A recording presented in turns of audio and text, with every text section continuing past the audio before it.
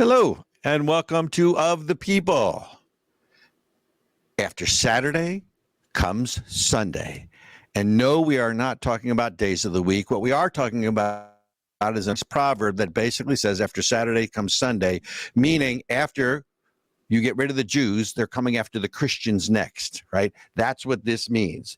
So against the backdrop of Iran about to launch an attack on Israel through Hezbollah, and there is some now intel that says that there are ground plans after the air war. It begs the question in this country is, are Jews safe anywhere in America? And let's look at the facts. So to start with, 80% of the world's Jewish population lives in two countries, Israel and America. Israel is currently under attack from an external enemy. The United States is under attack from an internal enemy, witnessed by the protests several weeks ago in Washington, D.C., let alone on college campuses, where now we hear death to America inside our country. So the enemy is clearly inside the gate here. But let's look at the facts. Remember Secretary of State Anthony Blinken, who said at the beginning of the war that Israel cannot Hamas and therefore they should strive for peace, as opposed to saying Israel has a right of self-defense and all this. And obviously, the Jewish community prizes higher education.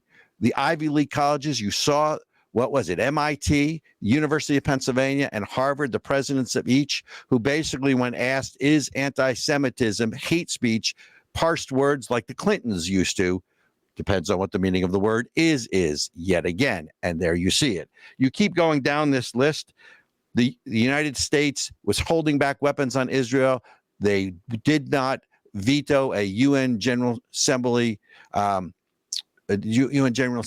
motion that Israel was committing war crimes. And you go down the list, the Iran policy here, we have been coddling Iran. We have given them back oil. We have given them back money. So you go through all of this list, and let's not forget, Prime Minister Netanyahu, foreign head of state, was in D.C., and not only was he not greeted at Andrews Air Force Base by any delegation from the White House, both the president and the vice president refused to be at the speech, along with many Democrats. And then there was another security breach where there was all this bed bugs and lice and others and smoke bombs set off at the Watergate Hotel.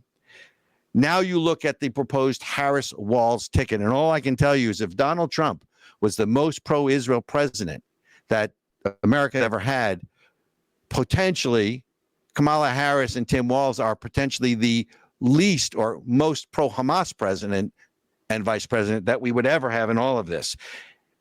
Going back to Kamala Harris wants to ban the term radical Islam. Who does that sound like? If you search on the internet, that was first put forward in 2008 by then President-elect Barack Obama, who forbid his administration to use the term radical Islam because it says it paints Islam with a broad brush. No, it doesn't. It just calls out the enemy and what they are. We're not talking about all of Islam. We're talking about those who are radicalized, which is a percentage that remains to be seen.